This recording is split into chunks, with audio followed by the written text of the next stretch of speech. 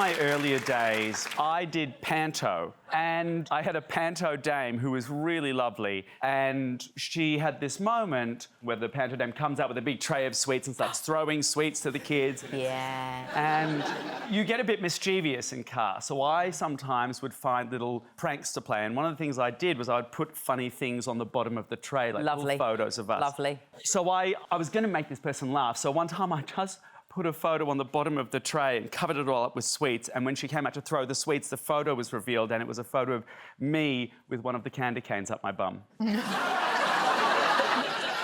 Listen, I was actually at that performance. I thought the candy cane was covered in chocolate. Was it the hook side or the...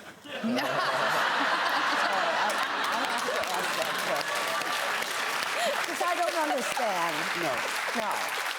So I had to go another step further, and look, I'm Australian. I don't really know your history, so I don't know how this is going to go. So I put a photo of Myra Hindley's headshot on the tray and covered it up. I've actually frozen. And that's the reaction I was frightened of. And of course, she comes out and goes, "Hello, kitties," and starts throwing it off and reveals things. Goes, "Oh, that's enough sweets for today." Wow.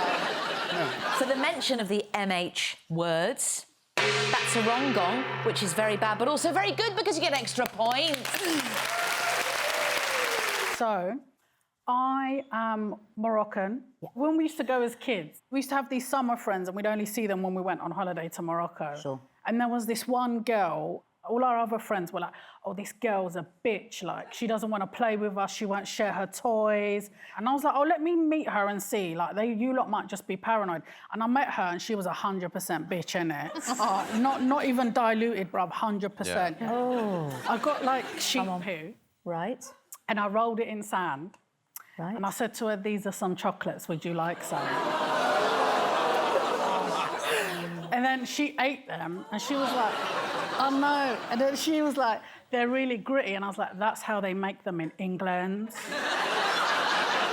That's another one gone right there. She had more than one. Like, bang, bang, bang, bang. And now she's dead. You won't believe this, right? But I'm 42, okay? My what? I know. Do you know what's unforgivable? The audience not gasping at that. I know. Yeah, that was a gasp. That's all right, because they're all...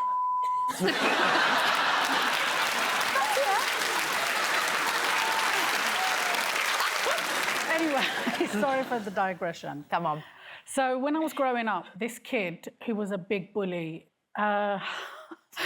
took my wellies, right, and filled them with tadpoles. Yeah, right. And I thought, I'm not having this. That's you must criminal. think I'm a dickhead, bro. So I went and I got him, and the pond was in the middle of, like, the playground, and I took him to where it was, and I just held him down. And he had... I was young, you know. I was about 4 or 5, bro. You were in reception? Yeah, bro. And you held his head? I held his head, and he had a mullet, and it was just going like this.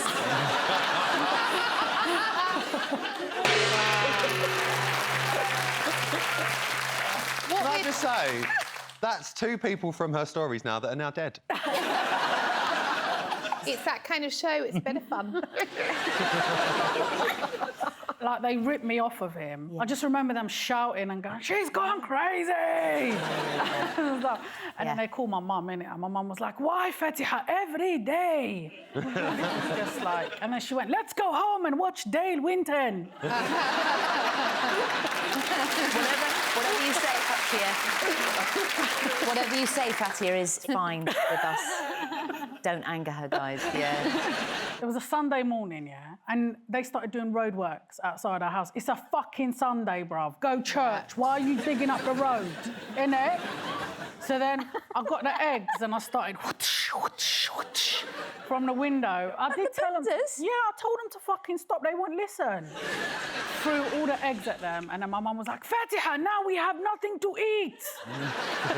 and I didn't even hit them, and she was like, "And we didn't hit them, Fatiha." Like, as soon as I was like 15, I wanted my mates to think I was a man. Do you know what I mean? Yeah. And like the way to do that then, well, the only way was like crime, really. So we went out and I was like, well, let's go and do some vandalism. So then when my parents went to bed, we went on like a spree and we were like nicking car badges. I literally had a car badge nick recently. You can have it back, come on. I've got a Honda Jazz 2011, never had any problems with the badge. So you're talking like the Mercedes, the kind of... They were the ones we wanted. They're really hard to get off the car physically. Right. Yeah, I'm actually just realised I'm saying this on television. You are. Oh, Carol's going down with me. It's quite thrilling, but yeah.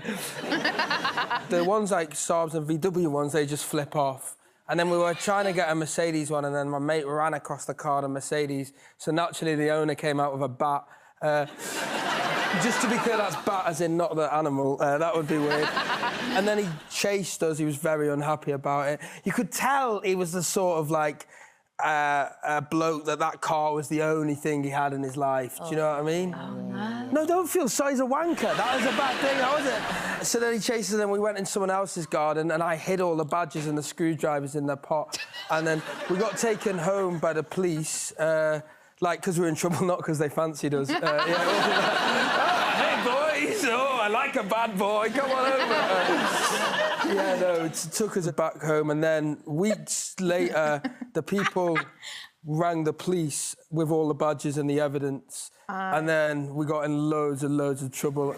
But yeah, we wanted to be men, and then the irony of it is it ended with us all in the police station with our mums saying sorry. I think I was about 18, 19. My mate James, who's a proper like wine-up merchant, sneezed in my face.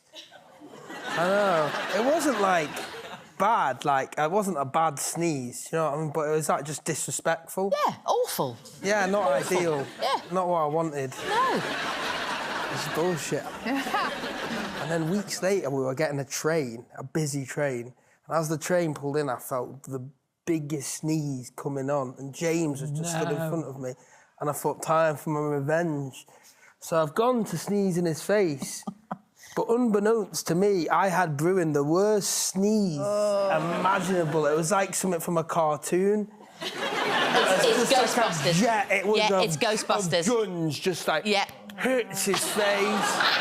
It's in his eye and that. He's like in pain. He's embarrassed. Everyone on the train's looking at him like he's a Doctor Who monster. And then he didn't say bless you, which is fucking weird. About 5 years ago, I was in New York and I'd been out drinking with some friends, and on the way back, there was a pizza place open, so I was like, I'll get a pizza. Right. And then the guy said, do you want a beer? And I was like, sure, defeating the entire purpose of getting the pizza to help me sober up. He said, do you want me to open it? And I said, yes. So then I was walking through Greenwich Village with a pizza and an open beer, and I had my headphones on, and then I felt a tap on my shoulder, and I turned around, and there were two NYPD officers standing in front of me. The guy was like, what are you doing? And I was like, I've literally no idea what's going on. And he said, you're drinking in the street. And I was like, no, I'm holding like a full bottle of beer. And he was like, that's drinking in the street. And I was like, listen, mate, I'm from Croydon.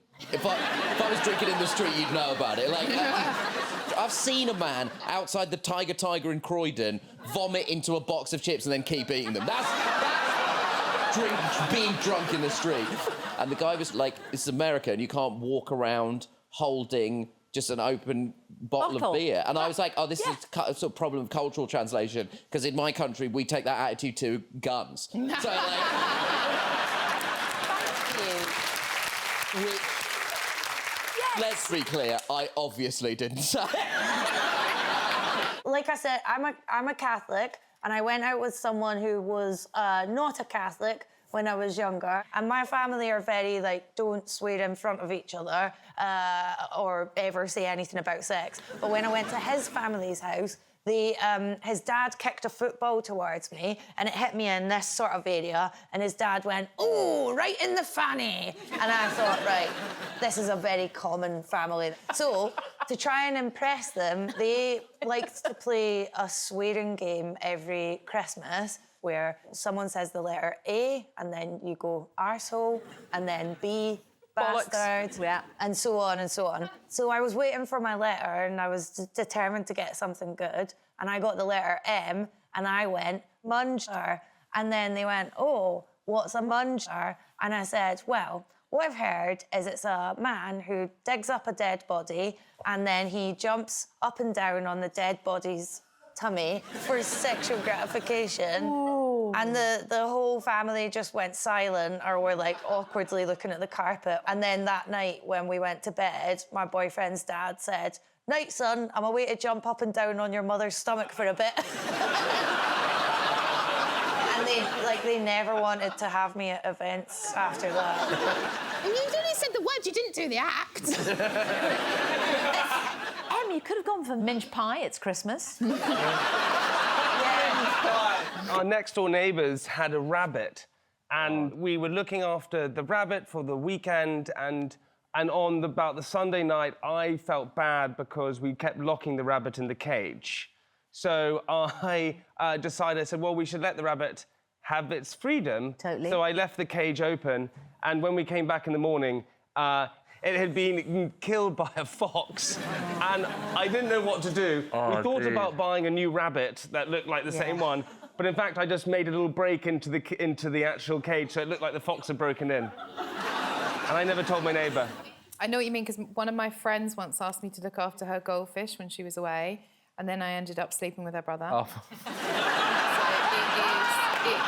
So it's tricky, you know? I'm assuming, Jamie, that you do want to apologise to the fox. I want to apologise, not to the neighbour, to the fox. To the fox? Yeah. Well, you've got a little fox sitting right here. Jamie. I was in Oxford, and I was playing catch with a rugby ball with my friend, and we were told to stop, but we didn't stop because we were bad boys. And my friend threw it, but I jumped up and caught it and landed on an old lady and broke her hip. That's a wrong gong, Jamie, signifying you've done something very, very, very bad, but you get extra points. Wait, and then she died. No, she didn't. Do I get I thought it was gong. So my dad gave me a watch for my 18th birthday. Yeah. It was like a nice watch. And then at university, I got myself into a gambling debt. Yeah. And I went on and I sold the watch. So you had to take the watch off and put it down on the poker table? No, it's not like a movie. No, I took it to a pawn shop and they gave me some money for it. He also pawned the silver spoon that was in his mouth and all.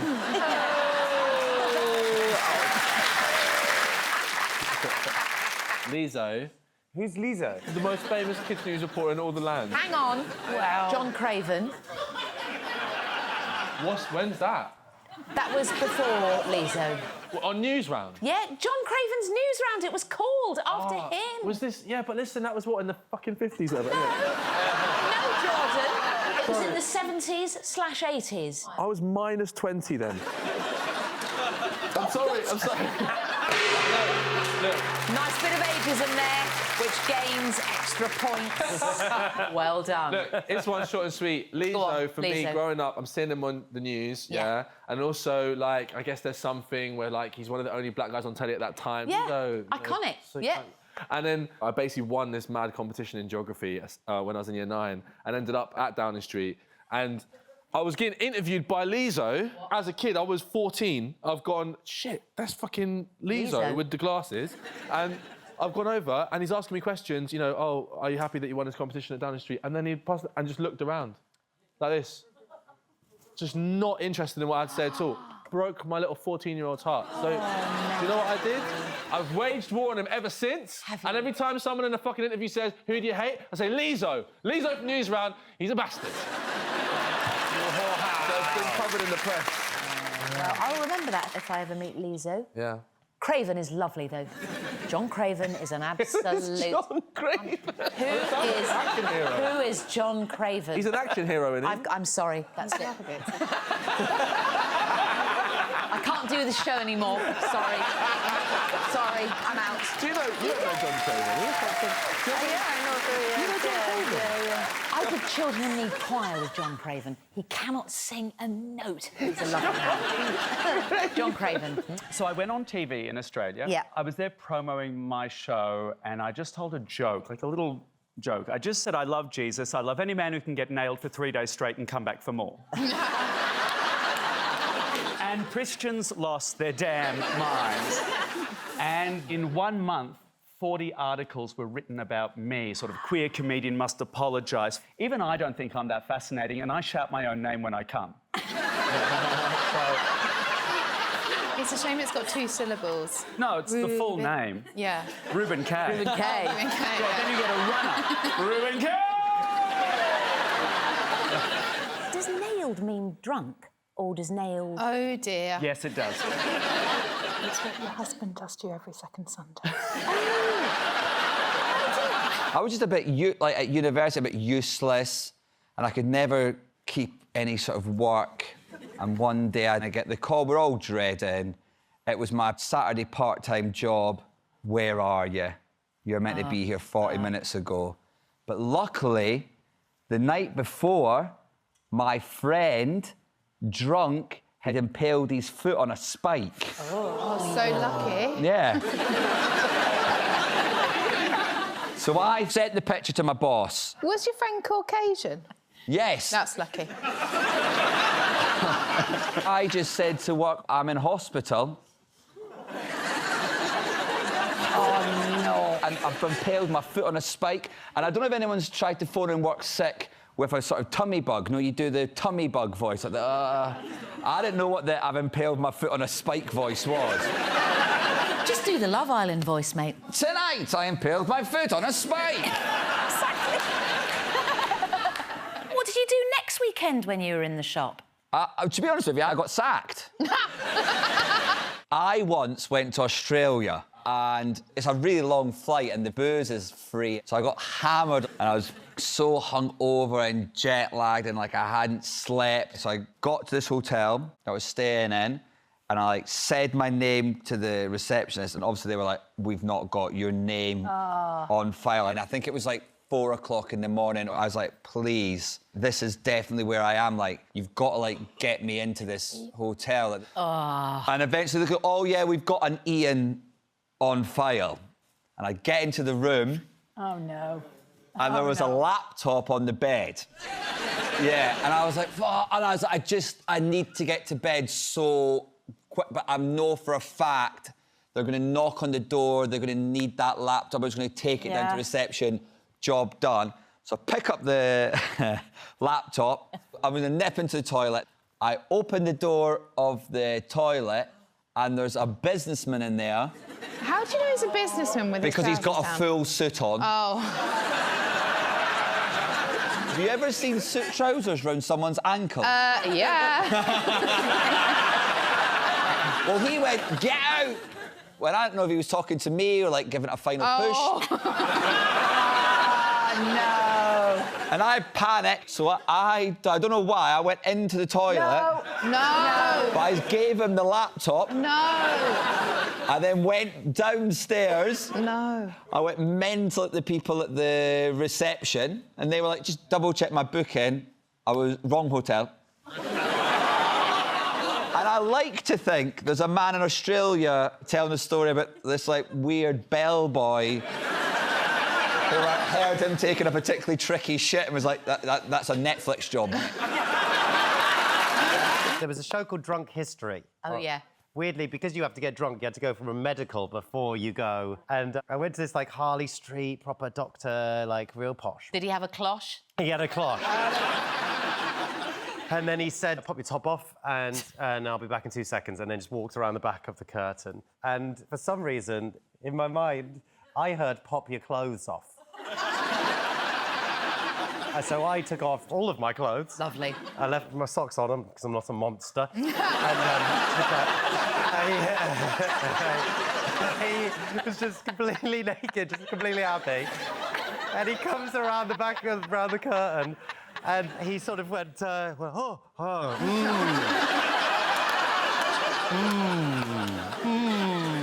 at the clipboard, so professional. He continues to do the exam, with all of the stuff that you need with your top off, like the stethoscope and stuff like that.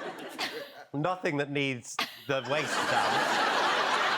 And bless his heart, to make me feel more comfortable, at the end of the exam, he sort of goes, OK, that's pretty much about it. He goes, one more thing, and then he just gets me to stand up, and then he just lifts my dick and puts it back down. What a gentleman.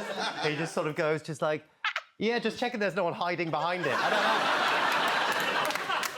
What is it about your big old wing wang that you keep wanting to get it out? No, I'm surprised I've made it this far on the show, to be honest. I think I was in sixth form at the time, and I was in the music department, and I'd heard that if you put like a proper old school like wind-up tape in the microwave, then it like glows blue flame. And so I got a tape and I put it in the microwave in the music suite staff room, and I closed it. And me and my two friends, we watched it for about, I'm going to say 5.5 minutes. Nothing happened, and we were like, oh, this is boring. Then we opened the door, and just billowing smoke came out of the microwave. And the fire alarm obviously went off. The entire school was evacuated. Yay. Then I had to run back in and grab the cassette, throw it in the bin. I was sent to the headmaster, and I told them that it was in fact a lasagna, that I hadn't taken the foil off. Clever. Very clever. This is why I distinctly remember this. I remember the T-shirt I was wearing when I went to the headmaster said, Viagra is for pussies on it. I did Comic Relief, and my first time hosting Comic Relief. And what people didn't really necessarily warn me about presenting Comic Relief is the tonal shifts. Big gear changes. Huge gear changes Absolutely. from one extreme to the other in the blink of an eye. Yeah. And because it's a live show, sometimes the order changes and things change right in front of you. So when you're reading it on the audio cue, You've got to be on it. It's the first time you're reading it. I'll do what I did on that night and see whether you can guess where the tonal change was supposed to come. Oh, God. OK. Oh, that was a sketch with Ghosts and Kylie Minogue. How incredible was that? That was absolutely amazing. Coming up, we've got Dawn French, and for the first time in 25 years, we have the cast of Blackadder back together. But first, human trafficking. Oh, my God. I was at high school in Australia. Yeah. And I didn't really have a very good time in high school. No, Reuben, why? But contrary to popular belief, I had friends. I had two friends, and we stole one of the video cameras from the media studies room, and we went around and filmed a full documentary on the teachers and stalked our teachers. My friends are they're not like me. They're not awful. They're nice people. One of them was like an ambassador to Vietnam, and the other one is like very intelligent, but she's a mum, so dead to me. And we stalked our teachers, like, to their homes, filming in their windows. We found my English lit teacher smoking 2 cigarettes at the same time in her car at recess. And we did a full David Attenborough commentary on them as I was following them. And I went, this is Richard Maddox, 70% water, 30% fuckwit, and completely so out of his depth, drowning victims look down on him. And I was really like a punching bag in the school. I was like the only gay kid in my school. The only gay kid, can you believe? And what was that laugh? It's statistically impossible. Correct. He was back in the warehouse then. And we played it on the final night of the school musical for the entire cast. What? And for that one night in high school, I was a god. Oh. It is amazing. Yeah.